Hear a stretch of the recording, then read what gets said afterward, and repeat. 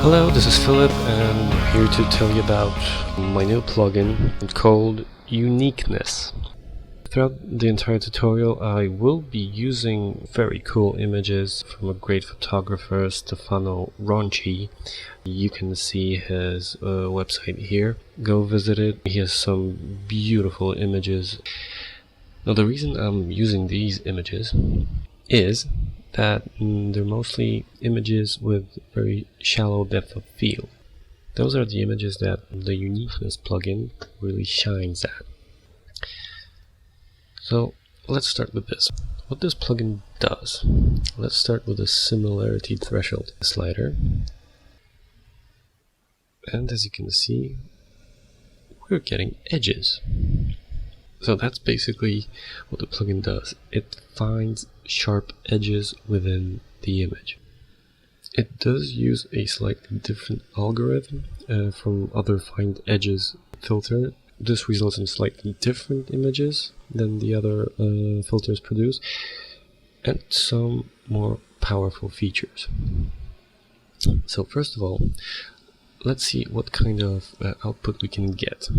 We have just an edge on transparent background that you can composite over a background image, or composite the edge instantly onto the background.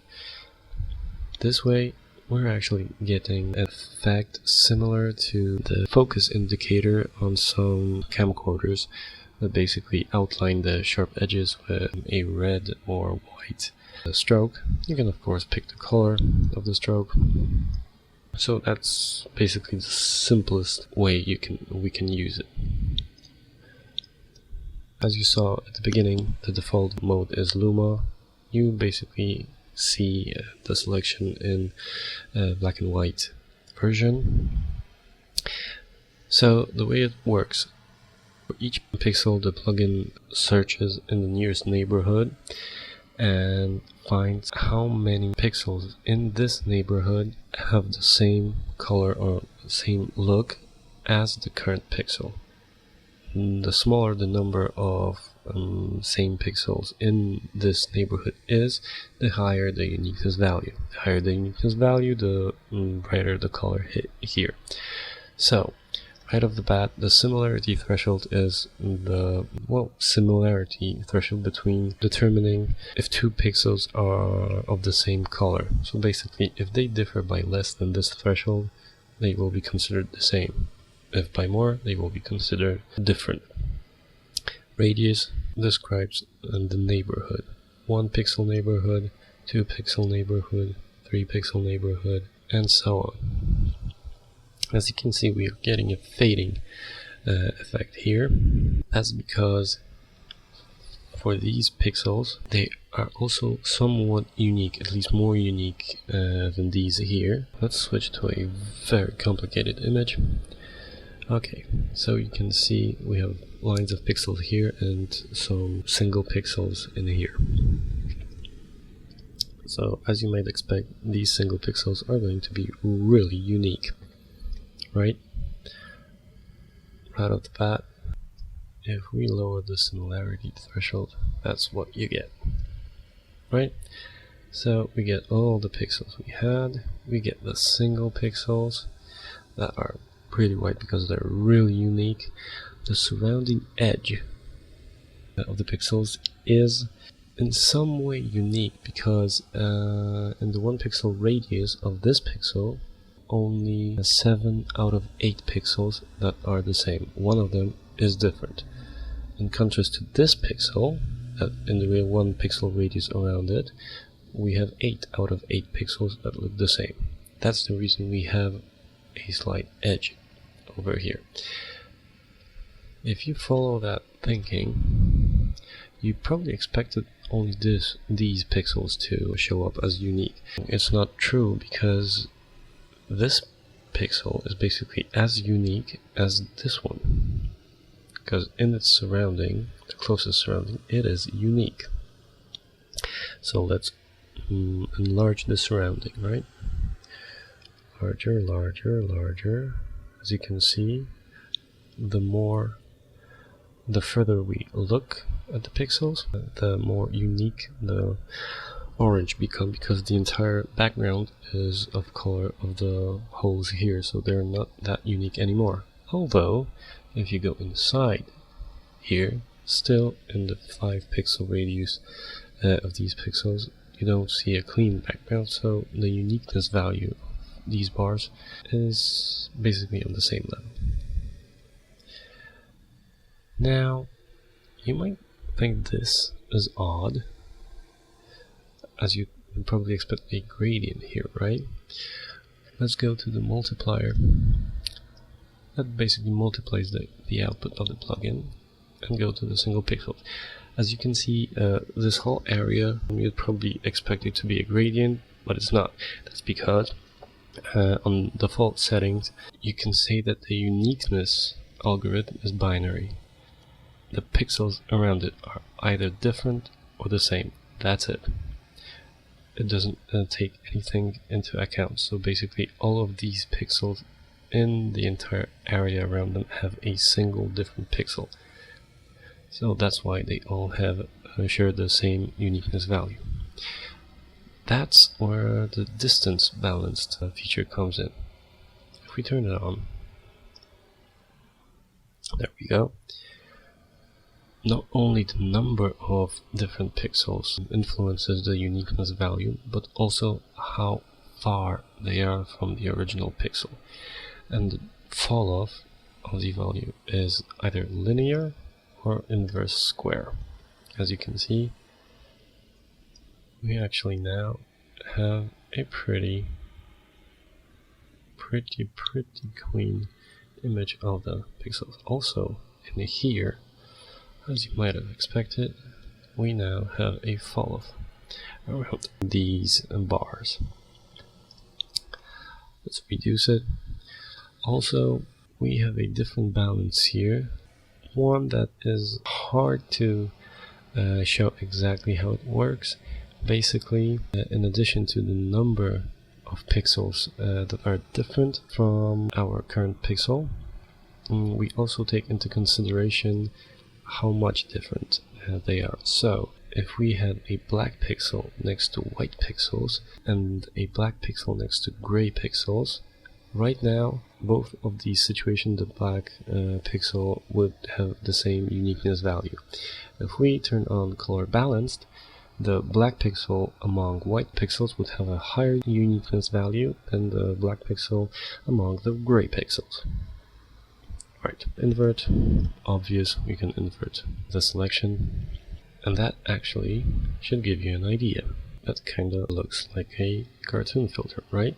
Okay, let's do this. Let's use a sequence like this. Let's apply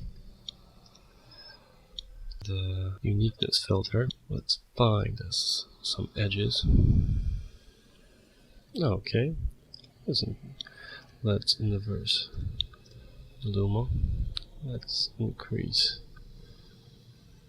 Say, that's not that bad, right?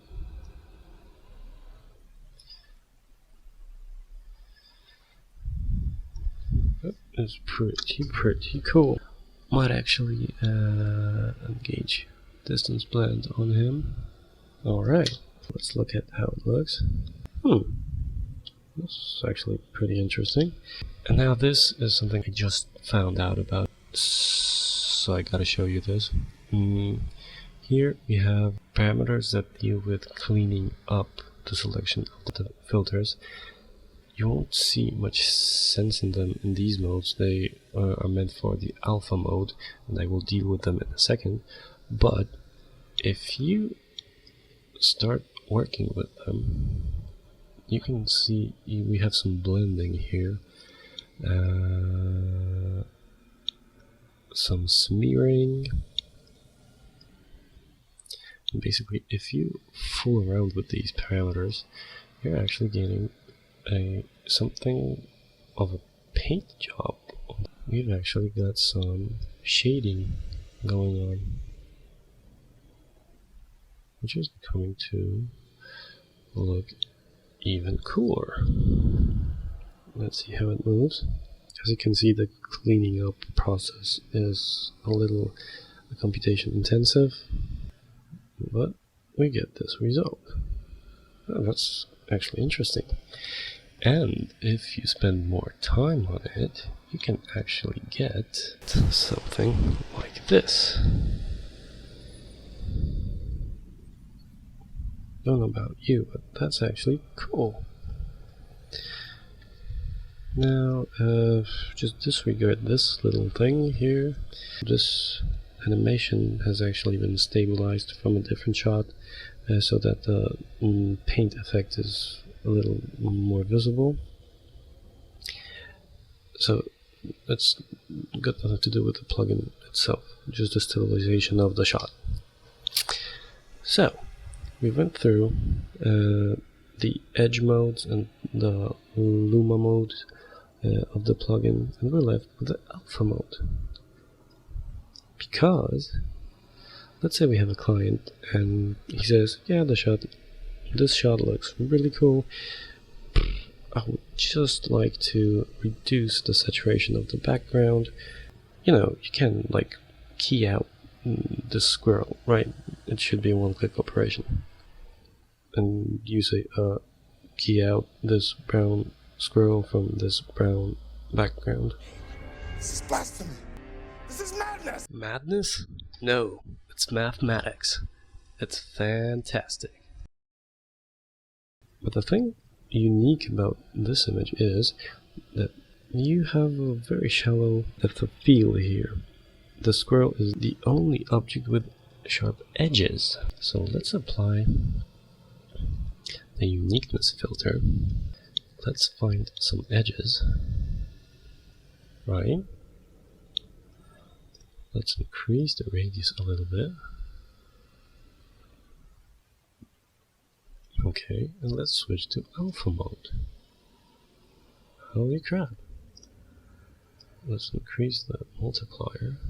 And wow, this is actually pretty nice. Now we do have some edges cropping in from the background. Like I showed you, we can use some distance blending for this. They will always creep in. That's why we have a cleanup section of parameters. The first step is clearing the edges. So let's go through a couple of iterations of it. You can see the edges were slightly cut in. Now the edge threshold is basically the same threshold we've got here, the similarity threshold, just multiplied by this value, because I found that the best results were given with the same threshold, differing by only slight values. So that's just an easier way to set this up. Edge clear radius basically is the same workflow as here. So you have to set up neighborhood radius, a search radius for this, play with the value here and see which one cuts the edge the most. Okay, that's actually pretty cool. Now we want to fill the selection again, and again these values are really similar, so let's go through some fill iterations. Let's increase the radius. Probably a good starting position for both of these radiuses is the original radius. We have 2. Let's start with 2. Let's play with the threshold. Smaller, larger. Okay, let's enlarge the fill radius. Okay, we've got some filling up.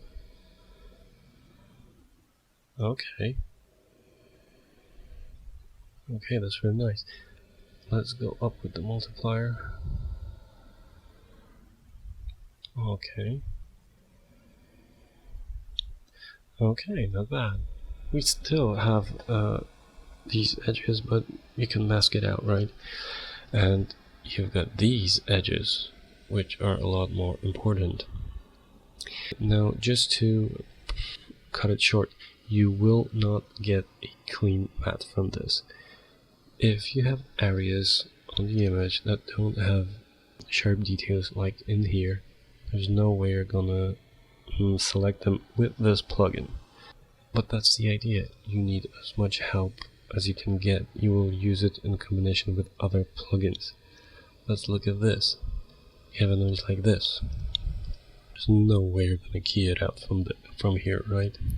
Keying alpha, uniqueness. Let's go with the similarity threshold down.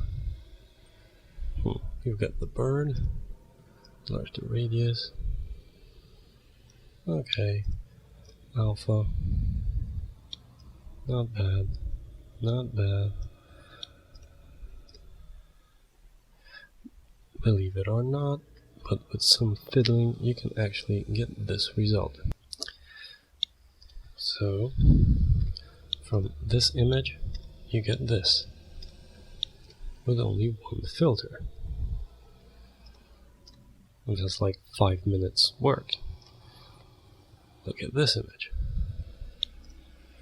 With some fiddling around, you get this, right? With just a hole here.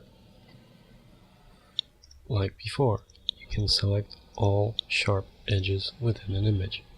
This will probably be actually cool to try out. Look how simple this is. Similarity threshold, 80s, a little higher, alpha, increase multiplier, and boom, it's actually ready to go. You've got a green edge around it. Okay, let's clear the edge with a couple of iterations. Larger radius, boom, the edge is gone. The holes are bigger, but let's fill with the iterations, right?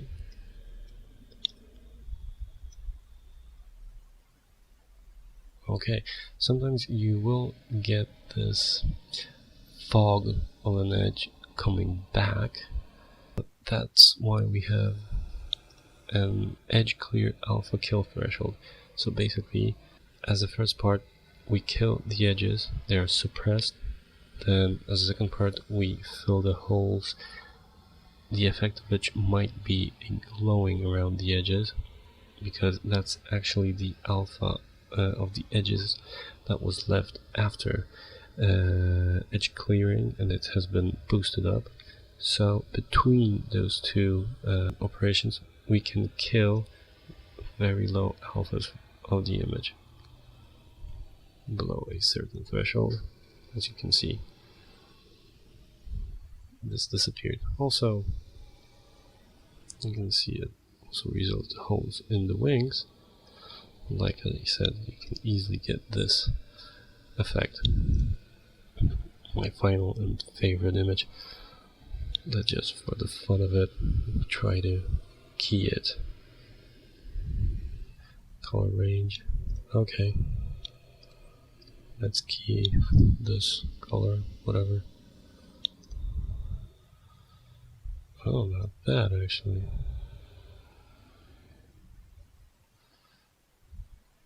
For some reason we lost the beak here. That's actually better than I expected. Let's do this together with the uniqueness filter. And again, boom, boom, alpha. Let's fill it as much as we can. Higher multiplier. Okay.